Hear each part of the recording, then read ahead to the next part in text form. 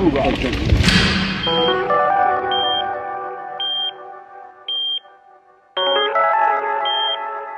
Pulse.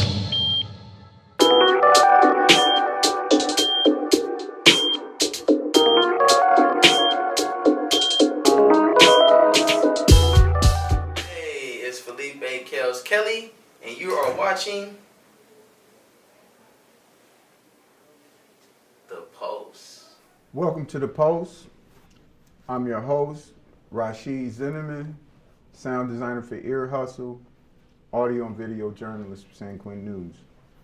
I got the esteemed Philippe Kelly, a.k.a. Kellz Wells, with me today. Hey, what's the deal? What's good, my guy? You know, I'm chilling, man. It's all good. Yeah, man. So the streets is talking. Oh. You know, Well, what everybody's talking about this big thing coming up next few days, which you should be getting released. You got found suitable. Yeah. Over a couple months ago, a few months ago, and you'll be touching down soon, huh? Yes. So tell me what that feels like, bro. I mean, it feels great, right? I'm not gonna lie, it does feel good, but it still doesn't feel like I'm free yet because I'm still in prison, right? And I'm adjusting right now. I'm transitioning more into getting my mind on the street, as opposed to it still being in prison. But because I'm not free yet and I'm still in prison, it still feels the same to a degree, but I feel like I've lost about 100 pounds. All I want to know is, did the air smell different? Like, once they told you the governor signed off, it's like, man, the air smells clean today. Like, when I took that breath and I started coughing, the air still stale, so it's all good, but you know, yeah. Man, you would think you would have been ecstatic, bro, because like I know most of the people I talk to when they get found suitable, I ask them that question and they say the same thing you said, like, nah, man, it don't feel like that yet because I'm still here and anything can happen. And I know that sounds crazy, but to me, I always thought when they tell me, hey, you suitable, you going home, we'll tell you when, but you're going home, it's like, everything is lifted. You hear the heavens open up, you start floating like Spike Lee, you know what I mean? It's like nothing can touch you, right? Yeah. And so what I've been noticing is, man, like you've been really still on your same program, engulfed in the things you do daily, and it's like you're not going home. It's like you just here until they tell you leaving today. And then it's like, okay, it turns on. And why is that? I guess because I've seen a lot of dudes who were in my position before they actually was released, and they was stressing. I'm talking about they was stressing. Like they was counting every day, and they was like, man, bro, the days is going by so slow, and it's bad, man, and I don't know. And so for me, I took all of that in, right? Like really listening to cats, and I was like, I'm not going to be one of those guys, right? And so for me, I'm going to continue to do the same program that got me to this point, right? And that also keeps my mind occupied on the things I still have going on here, but it doesn't let me stew, right? Or just sit in the fact that I do got a date and I'm going home because I'll start stressing because I'm thinking so much about what's going to happen, what my life is going to be like on the other side. And so I just continue my same program and keep doing what I've been doing. Okay, so I got a confession to make, Jack. Oh, you my guy, right? I know stuff you don't know. Really? I know that you got a job with Ella Baker. Oh, yeah. So you gonna be going to the Ella Baker job right out of here, bro. How crazy is that, man?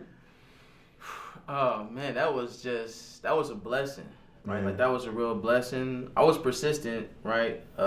Trying to get that job because I did the first interview trying to be the inside fellow. Got shot down, right? Shout out to Steve. He got that job, which was cool. Time too, but I went on ahead and tried it again. And so when I tried it again, from the first two experiences, I was able to nail it and get that job. That's cool. You got the one that matters when you leave here. Like the one that's inside the institution is a really cool spot, but I think it's more poignant and more impactful. Yes. Because you get to come back, and not only that, you got your hands in the grassroots effort to liberate some other brothers. You know what I mean? Yes, and that is definitely the goal. Like I told them from the very beginning that I was only interested in this job to get people out. Don't get me wrong, like I'm going to be a part of policies and trying to change laws, going to change laws, and a lot of systematic practices that keep people of color in places like this. So I'm definitely going to be on that hype, but for sure, getting folks out. And I have an opportunity once I get out of here to sit down with the DA in Alameda County, Pamela Price. And so that's going to be huge for a lot of folks in Alameda County here to tell their stories and to actually try to get her to come in here or her staff to come in here so they can speak for themselves. It's cool to have someone to speak for you, but you can't tell your story the way. Nobody else can tell your story the way you can.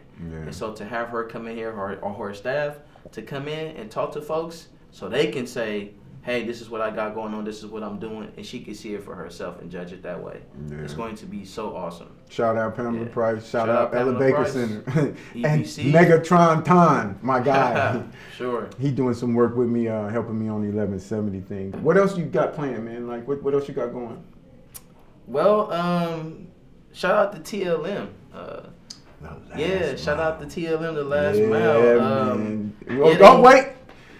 I'm talking to another producer now, so I got to put my producer hat. That's why I got my producer hat on now, right? Yes. So my man's just graduated from the audio class in the back, right? Yes. And he will be doing some production work. Talk to me about that, man. What was that experience like? That experience was so dope to really have no knowledge, I'm talking about like zero understanding of what actual audio engineering is. Like I'm talking about zilch. Like I had no type of understanding of what that was. And to go into that class, and now I feel confident in being able to say I'm an audio engineer, right? Like I can really do some stuff. Yeah. Like that feels great. And I also have the opportunity to go out and work for Sirius XM Radio. That's crazy. Right? Like it's insane. And this last couple of weeks have been like tremendous. I recommend everybody go to that class because the connections, the relationships that you'll build over the course of being in there, like Thursday, they had a lot of folks from TLM came in. And literally, bro, it was like $5 billion in the room. I'm not even exaggerating. Like I might be understating it. Like like it was like I know for sure like it was $5 billion in that room, that's bro. Crazy, bro. Like that's insane. And so that program has allowed me to give my life some direction, right, and some focus, and to utilize the skills that I learned in that class. And now I feel like I could go to NBC, Fox, CBS, and get a job instantly because one of the things that the dude named James from Sirius XM was telling us was so many people are investing in content out there. Like they got millions of dollars. And because I know this right here, I'm able to go to any company, any organization and say, hey man, I get in. Like I really know how to do this. And I know what I'm doing. Like I'm not just, and then I'm able to use the language and the verbiage so they can see like, okay, you're not just saying things, like you actually know the terminology, and I can be confident in that. So it's crazy you mention that because I tell a lot of people like learning how to do something in prison is one thing, but being trained professionally is something different because when you can speak the language, and I say that because like, I could go into a studio and tell them, hey, yeah, I know how to run a board. Just put me in front of it. And I could do what I'm doing, but if I don't know the technical terms of what I'm doing, like when they say attenuate or, you know what I mean? Like that just means, turn the volume. But people don't know that. And so if I don't know it, I just say, what does that mean? And be like, oh, just turn it down. Okay, I adjust it. But then they know, okay, he doesn't know. I don't have to pay him scale because he doesn't know. But when they tell you attenuate and all of these things and you know it, you speak in their language. So it's like they have to pay you scale now. I got to pay you what I pay the other guy. Yes. And it's very handsome. Yes, you know what I'm saying? So it's nice. That's a good thing, man. So like just touching on that, man, and you being so close to the house, man, if you had to give a message to the brothers that you're leaving behind, man, what would you say to them? So I wouldn't say that I'm leaving brothers behind. It's just more like see you later, right? And my message would be, if you want to get out of here, you have to put the work in. Like I went to the board 3 times and got knocked down twice. And I could have folded, I could have gave up, I could have said, man, I'm cool, this is too much, this is too hard. But I kept pushing. And with every time, I got better. And I got better. And the third time, they felt it. And they knew that the change was real.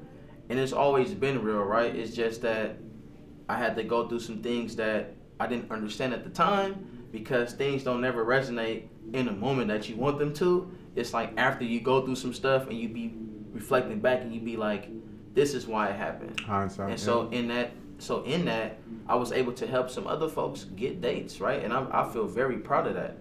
Please, just keep pushing, man, because I see a lot of brothers who they feel like it may not be possible, but people see my struggle. Like I was sick, man. I was just like, will I ever get out of here? Right? Like I had those feelings even after the second time I went, but it was some brothers who will not let me give up, you know. And I'm in the position that I'm in right now. I hope I was one of those people for you, bro. 'Cause, Absolutely. It's rough, man. Like I just went through a denial. It is what it is, but like you just got to use it to refuel, man, and be stronger. And I look at it as just a stepping stone for me to get where I got to go. For sure. Yeah. So on behalf of the Pulse, man, and St. Quentin News, I want to thank you for taking the time to sit down and talk to us. And like before you go, I need you to shout out the Pulse one time for me, you know. Yeah. Pulse. Kellz, and it's the Pulse. All right, so once again, your host Rashid, my man Philippe Kelly, the Pulse, signing out. The Pulse.